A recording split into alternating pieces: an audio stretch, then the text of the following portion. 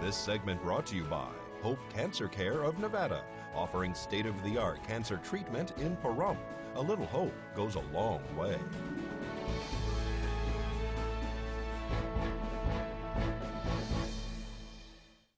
In this week's court report, the Nye County officer facing a domestic battery charge and several other charges connected to a reported fight with his ex-girlfriend has had his status hearing continued.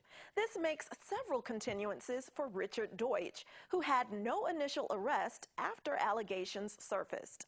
On August 1st, during the proceeding that was scheduled to be Deutsch's status hearing, his retained attorney, Melissa Berry, requested that the case be set for a status hearing on the same date and time as the defendant's bench trial in his other justice court case related to this incident. The state did not oppose, so the court continued Deutsch's status hearing to September 26th. Deutsch's formal charges in both cases include domestic battery, 2 counts of disturbing the peace, injury to other property, injure or tamper with vehicle, damage $250 to $5,000, and another count of injury to other property. If Deutsch is convicted of domestic battery, under Nevada and federal law, he would not be able to carry a firearm, which would prevent him from fulfilling his job duties as an officer. The Pahrump man arrested and now facing the charge of sexual assault of a female victim is scheduled for a status hearing on September 27th.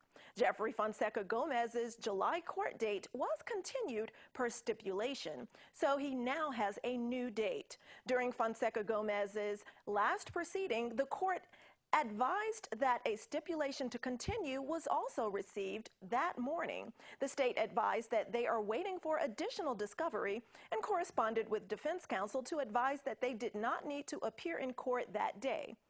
Although Fonseca Gomez was present, so he can be aware of the new court date. The court advised that since the stipulation was received that day, the needed Spanish interpreter could not be called off, and the cost of the interpreter would be worked out between the state and defense counsel.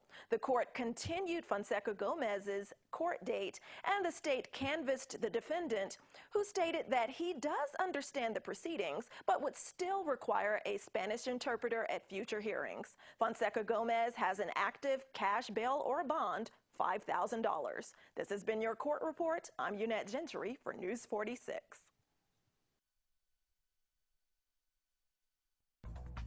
Topping our news, Rubbermaid and Crock-Pot calculates tariffs will cost $100 million and nick earnings. Newell Brands CEO tells investors the company is dealing with higher prices imposed by Europe and Canada in retaliation for President Trump's tariffs. The stock fell Monday. Facebook is getting in deeper with banks. The social network is reportedly asking banks to join Facebook Messenger to provide users with updates on their balances and other banking information. The Wall Street Journal reports Facebook wants credit card transactions and checking account balances from the banks. Critics contend Facebook already has way too much private information. The stock popped Monday. SeaWorld is flipping around. The theme park reveals more people are going to SeaWorld. Audience numbers increased 5% compared to the previous quarter. The stock is up more than 80% this year, trading at a 4-year high. Thanks, Angela. The BOCC report is sponsored by Jim Marsh Automotive of Las Vegas, Kia, Chrysler, Jeep, and Body Shop. Pertussis or whooping cough, which I get because everybody knows what whooping cough is. We first noted increase in activity in the northern part of the county in September through November, at which time they had 28 cases. That took a while to get under control, and Beth Ennis did a fabulous job in that part of the state. Vaccination is the key to preventing whooping cough. The current activity in Pahrump, to date, we've had a total of 19 cases ranging from 2 months to 62 years old. Half of the people that have whooping cough are adults. Excuse me, it's not in our kids, and it's not in our overall, it's not in our vaccinated population. the vaccination rates for our adult population in Nye County, and I had the state run it by zip code, and then took an overall view of it. 18 to 30%, depending on what zip code. Those are the folks that are vaccinated. Whooping cough is a vaccine-preventable disease. We know that we don't have lifelong immunity to it. There's a big, long scientific explanation for it. Doesn't matter.